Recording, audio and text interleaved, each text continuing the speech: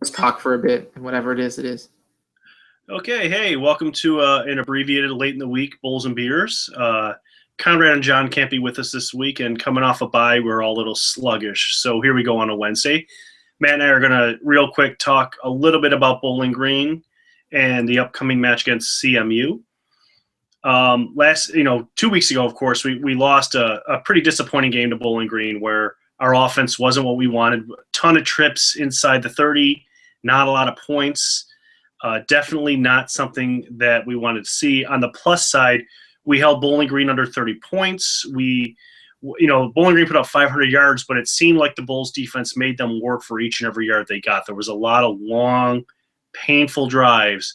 And Bowling Green's hallmark this year is quick scoring, big flashy drives. Just ask UMass, who surrendered 62 points to Bowling Green this past week.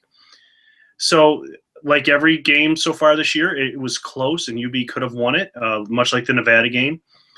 The Bulls are now 2 wins and 3 losses. This is about where they were in 2008 when they went on to then win the MAC championship. I'm not saying that's destined in our future, but it is not time to panic just yet. Coming up, of course, is CMU, who looked a lot more intimidating before they went into Kalamazoo and lost to PJ Fleck and the WMU Boat Rowers. But CMU is still a dangerous team, make no mistake. They took down NIU. They played Syracuse to overtime. They looked decent against Oklahoma State at the beginning of the year in a maelstrom up in Mount Pleasant. So this will be a real test for the Bulls. They have a very potent passing attack, a not very much used but an efficient running attack, and a kind of an average MAC defense. So this will be a game where I think UB's defense can do some damage, and it's going to be up to the offense to see if they finally come together. Matt, do you have any final things you want to get out now that you've had a week to chew on Bowling Green? We've been saying this week in, week out, and having a week off and kind of looking things over on a bigger scale, this defense has really, it cannot be overstated how much this defense has kept this team in games, every single game. And I knew this on one level, and then going back and looking at the numbers and looking at the last 2 games against Nevada and Bowling Green, I'm really excited about this defense. Giving up lots of yards is one thing, but they get it done, and because they're giving up lots of yards, when they get it done, they're doing it in real flashy, exciting ways. Brandon Berry is the most exciting player on the field right now for me. Maybe Matt Weiser, but he's not. Matt Weiser just puts up numbers. He's not super flashy. Brandon Berry has really become the player I'm most excited to see against Central Michigan. And the defense, I have toned down on this talk over the years, but I'm a Boston College alum. And even though they lost to Wake Forest 3-0 in one of the most ridiculous football games ever this past weekend, I really enjoyed watching it because it was 2 top 20 defenses going.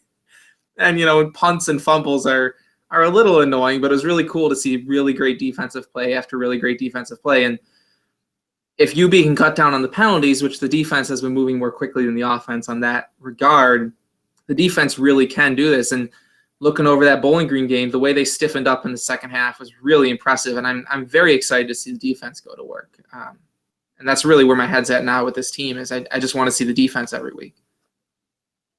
Yeah, and something just occurred to me that when I started really following UB football closely, 2006, 2007, after the Turner Gill hire, NIU was kind of always a distant third team in the MAC West. It was a Central Michigan dynasty. Yep.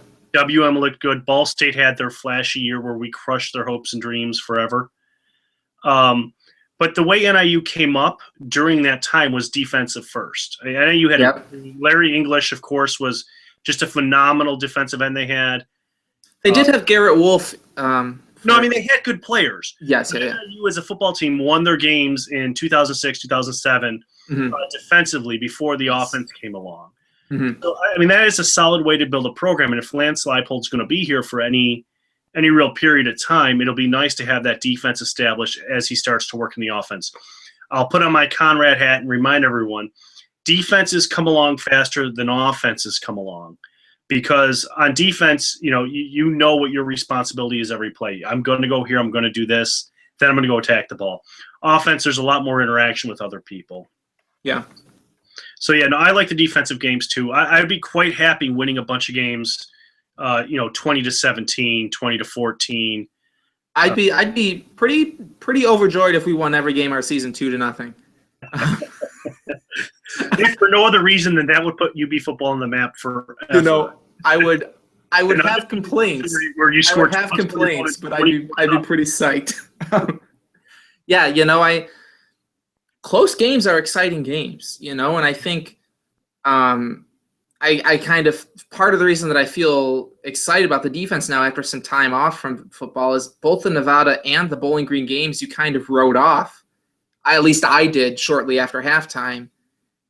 And not entirely wrote off. I don't turn off the screen or anything, but then the defense keeps coming up with stops, and you get to this point where maybe there's something there. And now I go back and look at it.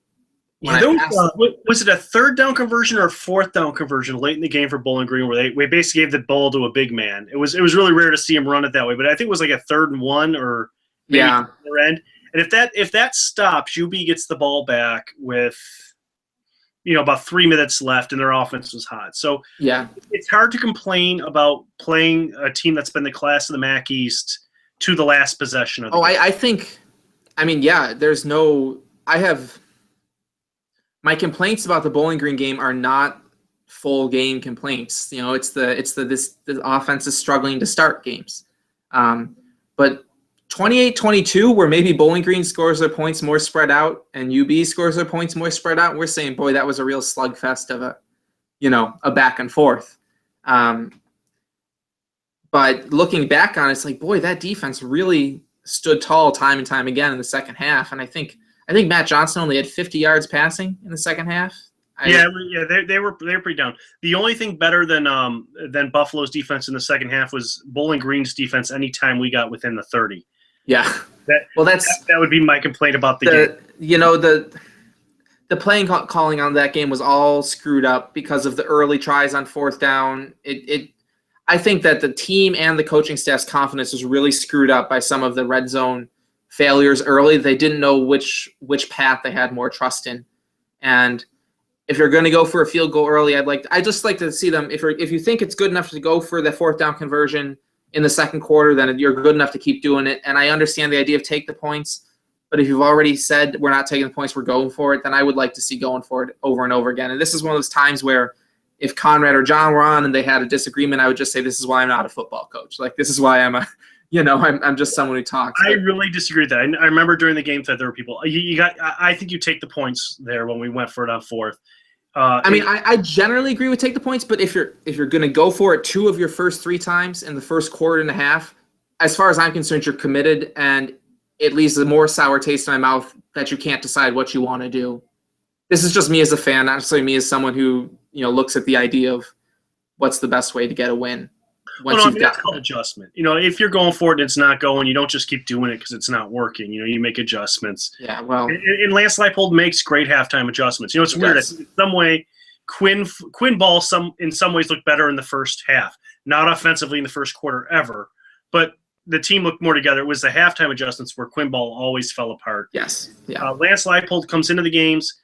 UB's not looking great in the first half of the early stage of the games. It looks like it takes them a few minutes to find their footing. Mm-hmm.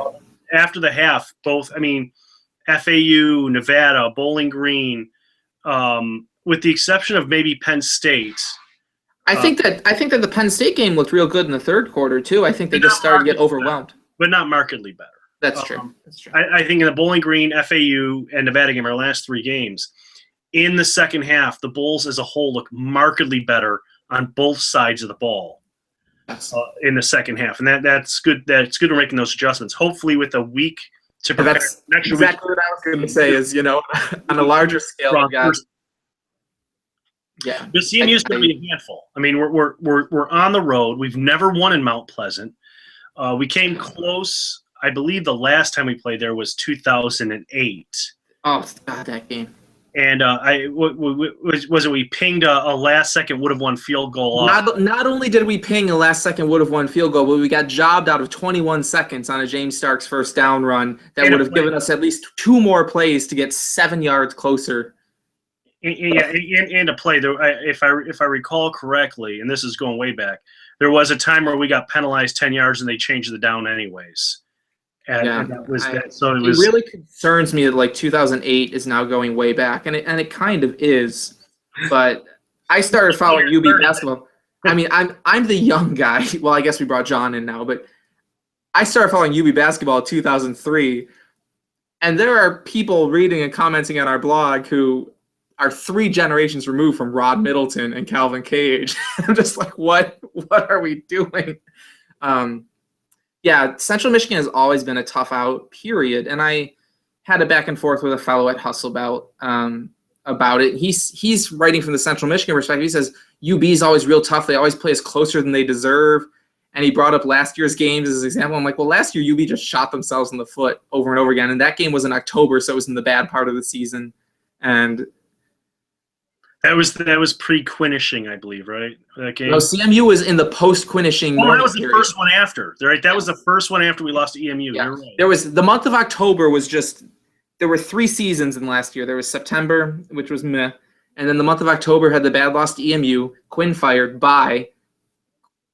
Crummy lost to CMU, but whatever. Defense looked real good, and then just the absolute whatever you want to call it against Ohio. And then November came, and we got some decent performances in Kent State. So I just can't, depending on when we faced what team, I can't really take things away from last year. But CMU had a strong defense last year, and they're very pleased with their defense this year. They like their secondary a lot. They're very proud of the fact that they held Michigan State's Connor Cook to under 200 yards passing. Mm-hmm. But they've lost their middle linebacker to some sort of injury. Well, is that confirmed now? I thought we were waiting for Thursday for a final confirmation on this. Well, we were waiting for Thursday for an MRI, okay. But he left the game at halftime against Western Michigan, and I don't know why they didn't try to do an MRI earlier, but it certainly means they at least hasn't practiced until tomorrow. He won't practice tomorrow. Well, you know who else loves CMU defense? Western Michigan. The Broncos just dropped 41 points on them. Never trailed, and I did catch a lot of that game. And what I saw was a CMU defense that had no answer for the inside run. Thank goodness. Let's freaking use it. There were a lot of inside runs where they go through and you bounce to the outside, and CMU was kind of, or WMU was kind of living on those. So the Chips defense didn't seem to move particularly well left to right to cover those. So and frankly, I want to see more running. Joe Licata has passed 106 times in the last 2 games, and I think that's too much. And I think there were times you're down 20 points though. That's not by choice. There were times against Nevada and maybe against Bowling Green, but I remember them clearly against Nevada where we were down 1 score, and Johnson and Taylor were eaten off 8 yards at a time, and then they went to the pass in the next play, and it was an interception. Yeah.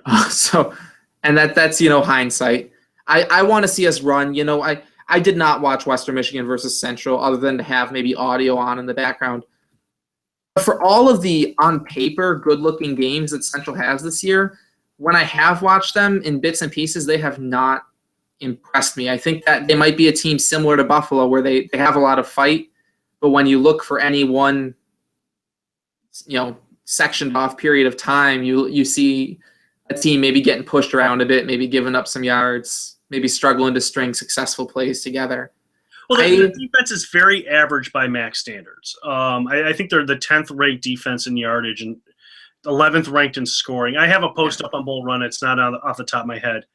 They're not a great defense. They're not a really particularly good running team, though they're not a bad running team. They just don't do it a lot. Yeah. Go on. They've got 1 win against an FCS team and 1 win against Northern Illinois, and I think Northern Illinois is grossly overrated right now. No, I think Northern Illinois is better than FAU. I think Northern Illinois is better than FAU, but going to put this out there, letting Boston College score 17 points is an abomination. So, and that was, it was before Boston College's running back got hurt, but even so. Well, keep in mind, the Chips have had something of a rough schedule. I mean, they did play Michigan State tight. They played Oklahoma State to open up the season. They played that team well. They took Syracuse to overtime. I think if they had beaten Syracuse, I would feel very differently. Western beat them by 2 points in Kalamazoo, which, as I said in our rankings that everyone was flipping out about, that's a coin flip. Statistical draw. Yes, yeah, absolutely. I'm interested in that rankings revolt because I'm surprised as I look at my screen that I had Western Michigan over CMU, but I think the difference for me was that Western Michigan has a bye and lost a chance to get that third win, where Central Michigan pissed it away both against Syracuse and Western Michigan. I'm not impressed with close against Syracuse. I think Syracuse is worse than UB this year. It's close, but it was a road game in a non-friendly environment. And you think that the Carrier Dome is threatening? No, I said non-friendly. I didn't say threatening. Oh, okay. Let's see. Don't you put words in my mouth. The Carrier Dome is not what it once was. By any stretch, I think they've had a crowd of 23,000 this year at one of their games. It might have been the CMU game. So clearly, the hostile nature of the Carrier Dome is exaggerated. Yeah. I think LSU put more fans there than Syracuse, which is saying something. That whole weekend was delightful. All the Syracuse saber rattling about LSU drinking up all their booze. Back to Central Michigan. We've talked a lot about their defense, and Central Michigan fans are excited about their secondary. They're concerned about their front seven, but they got one guy, Blake Serpa, who I'm concerned that they're going to put Blake Serpa up against John Kling and just reap in penalty after penalty and move the UB offense back. But in their offense, I think Cooper Rush and Joe Licata coming into the season had very similar, if not resumes, very similar reputations. Mm-hmm. Whether deserve it or not, I think they both had reputations of good passers, but not elite within the MAC, and potential to have a MAC leading season potential, depending on how things broke. And I think we've really seen the two of them go in opposite directions. I'm a big fan of Cooper Rush. I think he's a little bit overrated. I think the entire MAC West is a little bit overrated on an individual level. But we've talked to beating a dead horse, and even, I think I'm a Joe fan. I think Joe's struggled quite a bit to start the season. I'm really interested in what Cooper Rush can do. He seems to be a third down machine. Their third down conversion rate is just phenomenal. And I think it's 7% or something like that, which is amazing to stay on the field for that. Yeah, and a lot of their third downs, especially against Syracuse, especially against Western Michigan and NIU, a lot of their third downs were 3rd and 7, 3rd and 8. I think they had a driver that converted 3 third downs of 3rd and 8 or longer against Northern Illinois. Cooper Rush has some poise that I'm not seeing from Joe this year. I think Joe does have it, but I'm seeing Joe hold on to the ball a little long. Against FAU, he ran right into the back of his own offensive lineman to that play that got the safety. I put that squarely on Joe and not on a real threatening FAU pass rush. Cooper Rush, to convert those third downs, it takes something, and he's got it right now. Also, because you didn't watch, what I saw was he's a bit more mobile than Licata. I wouldn't call him necessarily a dual threat quarterback, but very smart in the pocket, very good at moving around and finding space in the pocket or extending the play. If we had Cooper Rush running the bootlegs that they're calling for Joe, I think they'd look very different. And I think more often than not, they've been successful for UB, but when they've not been successful, they've looked real ugly. And I think when they're good, they're okay. When they're bad, they are dumpster fires. Yes, yeah, and I like the idea of having some installed bootleg plays no matter what, and that was a kind of a staple of the couple of playoff games I watched Whitewater last year. Was they were always running. Matt Blanchard is a couple of years older. I can't remember who their senior quarterback was, but they had those installed. That was a regular look that they did just to keep people moving around. And I like the idea of having that, just like I like the idea of some counters in the running game. It's just we might pull Joe out. I think we'll see. I haven't watched CMU's offense, but I think that Rush is a quarterback who can use that really effective, to set up the defense for this or that. No, I think you have a good assessment of him. He really impressed me. I think his arm is stronger than you're giving it credit for. I don't think he's merely just a smart passer. He also has a good arm on him. His passes were there was a lot on ropes, a lot of tight windows that he was hitting. But the big thing is for Central is he is the offense. Yes, he is. Yeah.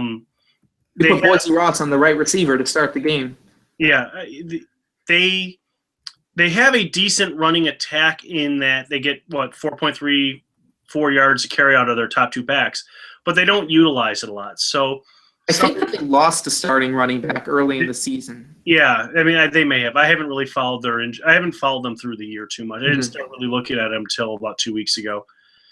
One thing Conrad said, which was really apparent against Bowling Green, and CMU might try to take advantage of, is UB's run defense in pass-type situations is not great. Yeah, and that's concerning because you're going to run. We got a great run defense, great run packages that we put in there. Yeah. If you catch us unawares on 2nd down and 9 or 3rd down and 8, you're picking up 12. You're picking up 12 yards. And that's the way that CMU's using the run right now. Yeah. So the run might be on paper not a huge factor, but UB's ability to kind of adjust to those running plays that happen on that aren't 3rd and 2 or 2nd and 1. Yeah. Those may define how well we hold CMU. I'm very optimistic for that, just because of the week off. I think we've been impressed with the defense for a while, but I think the defense came out against Albany and we were like, wow, we're seeing stuff that we did not expect, even knowing the scheme change. We're seeing stuff we didn't expect. And if it's a question of play calling, then I don't know how much 2 weeks will help, in Borland's head or, coaches' heads. But I'm excited. I think we'll see some new wrinkles, in the defense, in the front seven at least. And that stuff keeps turning over, and they'll see their blocking schemes and figure out where to take advantage of them. So what would you think would be your overall top 2, top 3 keys to the game for CMU if you want to win this game? When you say for CMU, do you mean for UB going? For UB to beat CMU. Okay, yes, yeah. I've said a couple of games. The last 2 games I've said I want to see the offense light it up. I want to see the offense start marching up and down the field. And against Bowling Green, that wasn't, we knew that wasn't the answer because teams have tried to do that and have failed. We brought it up in past shows. When Licata goes over 40 attempts, I think he's got 1 win in his career of what is now 9 games where he's thrown over 40 attempts. And I've referenced it a bit as we've talked. I want to see more running. And we talked about Central Michigan against the inside run. Anthony Taylor is currently the UB all-time career leader in yards per rush at 4.9 yards per carry. Jordan Johnson is also averaging 4.9 yards per carry this year. We've got a real James Starks, Brandon Thurmalist setup going on right now. And Devin Campbell saw the field against, Bowling Green. He fumbles less than Mario Henry. We could, if we're talking, if we're bringing comparisons to, 2008 started with some games very similar, I'm going to invoke that on the running backs. I'm a big fan of Taylor and Johnson, and I'd like to see them move the ball. And I think that running plays are, I think the O-linemen are less likely to commit all manner of penalties on running plays. I think you're less likely to false start when you're not thinking about your pass protection assignments, and I think you're less likely to hold if someone's not trying to get to the QB. So run the ball. I think that special teams will play a pretty big role. I don't think that Central's special teams are very good. They're only averaging 35 yards per punt. I think I've looked at that step. Yeah, they're very average. It's all in the book. I looked at that.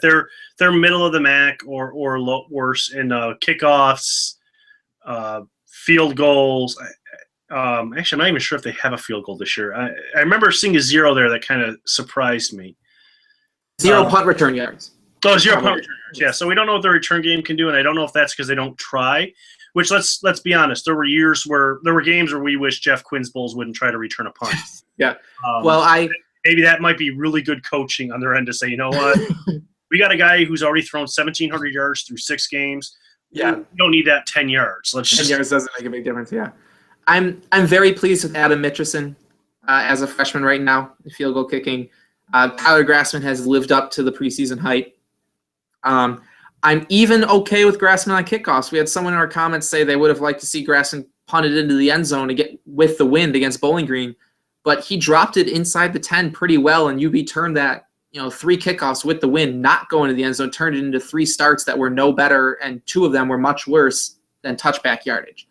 The coverage has been a lot better. It's gotten better. It was a little problematic early in the year. I think Penn State violated. Penn State had some big plays, and I think that UB has a marked advantage in special teams here, and I think that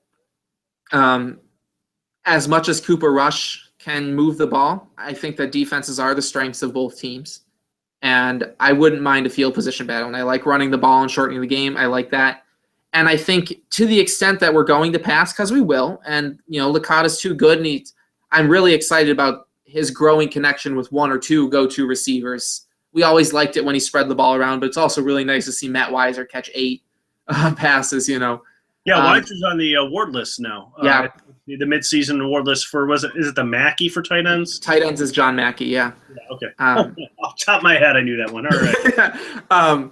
I just limit mistakes. I will take a throwaway on 2nd and 8 this game. I might have been frustrated by it against Nevada. I don't remember a specific instance, but just for example, against Nevada, I might have been frustrated by it. But this game, I want to see limited mistakes in the passing games. I want to see, if nothing's there, don't take a coverage sack, get it out. I don't want to see a pass, into triple coverage on the goal line. And if it's a safe game and Joe ends up being, 15 to 23 for 190 yards and 1 touchdown, I'm okay with that. I'm at the point right now with the passing game where I'm concerned about mistake avoidance. And part of that's because I want to see the running game going. So. Yeah, and that was Licata's strength. When Licata stepped in back in, was it 2012? Yes. Halfway through the season. The thing that we were all praised on was, the guy doesn't make dumb plays. He threw away a lot of passes because there just wasn't anything there. He was good at taking small stuff, and now we're seeing – it seems like in this new system he's taken more risk than he had in previous years, and that's turned into a much worse touchdown-interception ratio. And also some painful interceptions. Again, just deep interceptions. He hasn't had 1 interception that they've said, wow, that was a really great play by the defense, or was, just it's like triple coverage. I mean, there's been good catches on interceptions, but it's always preceded by a really poor decision. Yeah, there's not one where I'm like, okay, I like that he's throwing to that guy. It was just a throw that was off, or even trying to force it. The 3 that I can think of we're all really just trying to force it in situations where it wasn't there. Yep. I would, like I said, I would only add to your keys to the game what we mentioned earlier, which was limit the big runs in passing situations. Like don't let them get away with converting a 3rd and 8 by drawing on you. Mm-hmm. Smart defense in that aspect. But other than that, I kind of agree with what you said. Don't make any big mistakes in special teams. Limit the turnovers and run the ball. I think our defense can take care of itself. I think Cooper Rush will get the yards he's going to get. He is too good of a quarterback to expect him to have a gutter day because of anything you do. Just try to keep him from having a great day, and let your offense try to keep up with that. He's not Matt Johnson, but I think it's a similar approach. Matt Johnson is dreamy. Yeah. I don't think he can. I don't think he can burn anyone like Johnson can. But I think it is a similar approach. Don't sell out trying to nail him because he'll find it. He'll find the weakness that you give up in that process. All right, so that's keys to the game. Let's run through real quick and do brew peg predictions for just the 2 of us. I need to get the document up, or else I'll not log yours correctly. Okay. All right, Mount Pleasant is a cursed place.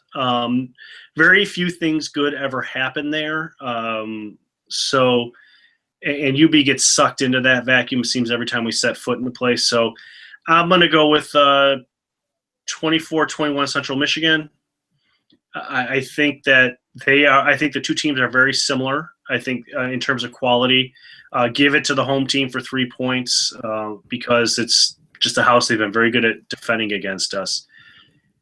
The only thing UB's really got going for it is that Central Michigan is just finishing up a meat grinder. I think they've had Syracuse, NIU, WMU back to back to back.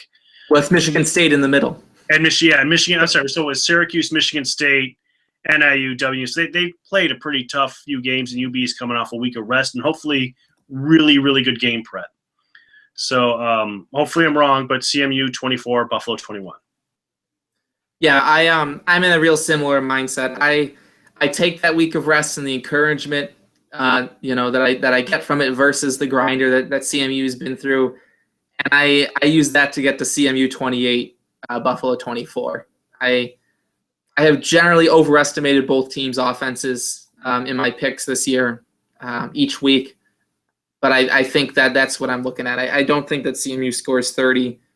I wouldn't be surprised if CMU won by closer to kind of a touchdown range than a field goal range, but I'm going with 28-24 Chippewas. All right, and next week we should be back at a regular time on Monday, and hopefully Conrad and John will be able to join us again. Wednesday is our fallback if anything happens and we have to move dates. So for Matt and myself, thank you for tuning in to Last Bowl In. Years. Yeah, I'm having that kind of day. It's been that kind of fortnight at Bull Run. Yes. Speaking of which, let's do shout-outs before we say goodnight. Matt, you got any shout-outs you want to do? Oh, I might have had a shout-out. Baseball trivia. Now that the Cardinals are out, hooray, can't stand the Cardinals. Of the teams left in the postseason, the Blue Jays are the most recent to win a World Series in 1993. And I still feel weird thinking about the idea of the Dodgers or the Mets winning a series and them actually ending a drought. But I'm actually pretty excited for the rest of baseball postseason, given that I really have lost interest in baseball the last few years, even though I still love it when I go to games. But the postseason has been really exciting to follow, and I think that the league needs to really consider cutting the schedule down a bit, whether it's back to 148 or 154. I think that would do a lot of good. But the postseason has been exciting, as long as it's not the Dodgers or Mets, and I don't like the Royals at all.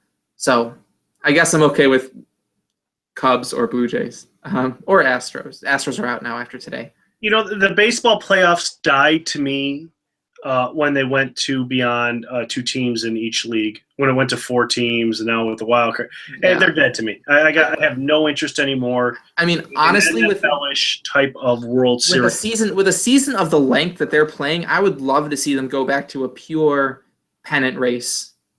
One team. How many teams now?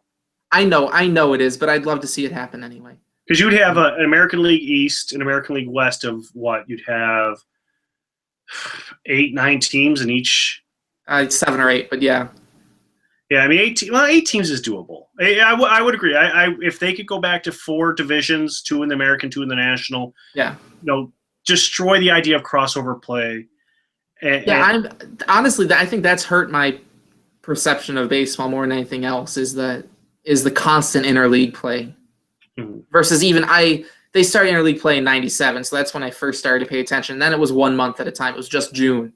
But I would love to go back to when the All-Star game and the World Series were the only time you saw each other. Yeah, when I grew up as a very sad Red Sox fan, you didn't have that. You didn't have crossover league play. Red Sox almost never played a team from the National League, except, of course, in I think it was 86 or 87, which was a painful year. But I was 10, so it didn't scar me too badly. Oh, lucky you. I had in the span of less than 20 months, I had the Indians losing the World Series in extra innings of Game 7.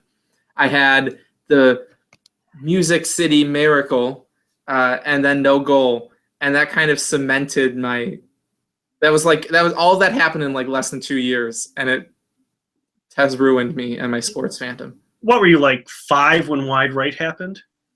No, I don't remember any of the Bills Super Bowls. 92. How old are you in 92? In January of 92, I was 1.5. Really? Holy cow, man. And if we go to things that Tim's surprised to learn about me from the past, I'm also 6'1". That doesn't surprise me. Well, it did once upon a time. Now a long time. You don't look like a tall man. Yeah, but now I've ruined the show. Let's see. Shout outs. I really didn't have one prepared.